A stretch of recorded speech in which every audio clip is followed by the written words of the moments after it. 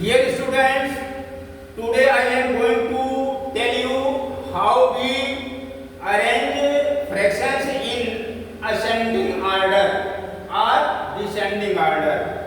बच्चों, आज मैं आपको ये बताने जा रहा हूँ कि फ्रैक्शंस यानी भिन्न को हम किस तरह से असेंडिंग ऑर्डर या आरोही क्रम में हम उसे क्रमबद्ध तरीके से रखते हैं और किस तरह से हम डिसेंडिंग ऑर्डर या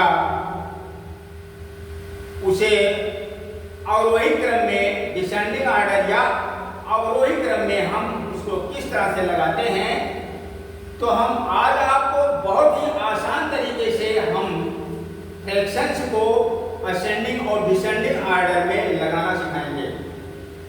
ध्यान दीजिएगा, असेंडिंग ऑर्डर का एक वर्ड और आता है इंक्रीजिंग ऑर्डर, दोनों की मीनिंग सेम है। Ascending order, increasing order means होता है आरोही क्रम या बढ़ता क्रम। इसी तरह से डिसेंडिंग ऑर्डर और डिक्रीजिंग ऑर्डर सेम वर्ड है जिसकी मीनिंग होती है अवरोही क्रम या घटता क्रम। तो इन सवालों को समझाने से पहले हम ये जो दिया गया है मिक्स करके नंबर 8, 7, 3, 10, 6 इसको हम लगा रहे हैं इंक्रीजिंग ऑर्डर में, बढ़ते क्रम में।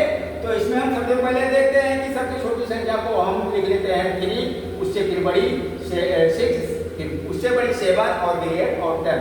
जब इसे हम घटते क्रम में यानी डिसेंडिंग ऑर्डर में हम लगाते हैं तो सबसे बड़ी वाली संख्या को सबसे पहले लिखते हैं, इसके बाद उससे छोटी 8 आ गई, 7, 6, 3 आ गया। ये आपका डिसेंडिंग ऑर्डर में लग गया।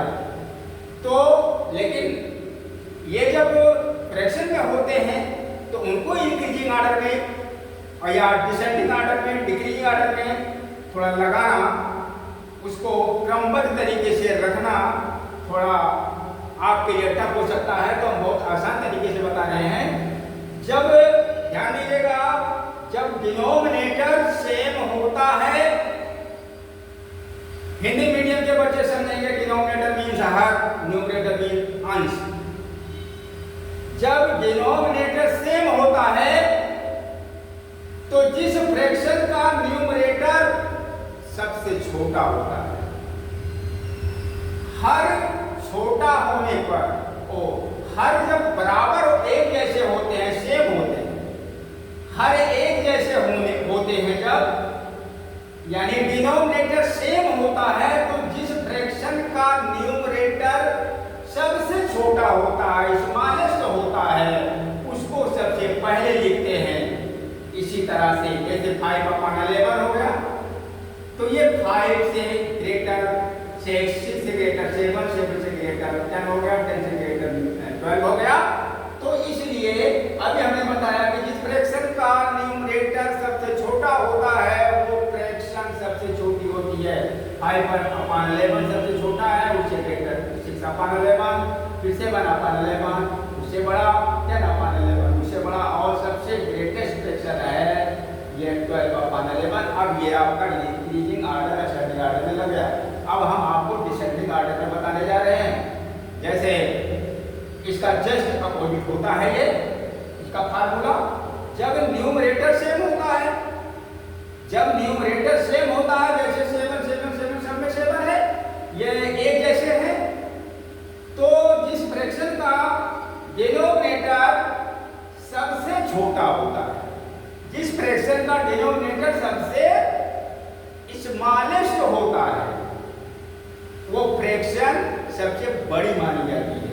जैसे 7/12 ये इनमें जो है 21, 12, 17, 32, 15 में ये 12 सबसे छोटा है, इसलिए 7/12 फ्रैक्शन ये ग्रेटेस्ट हो गई और इससे छोटी ये हो गई, इससे छोटी ये और इससे छोटी ये हो गया 7/21 और सबसे स्मॉलेस्ट फ्रैक्शन 7/32 हो जाता है।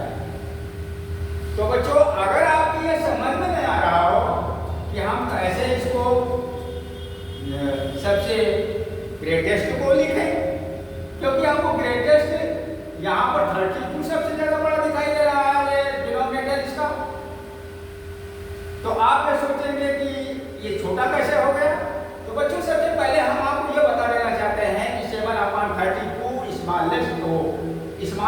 कैसे हो गया और 7/12 ये ग्रेटेस्ट कैसे होगा फ्रैक्शन।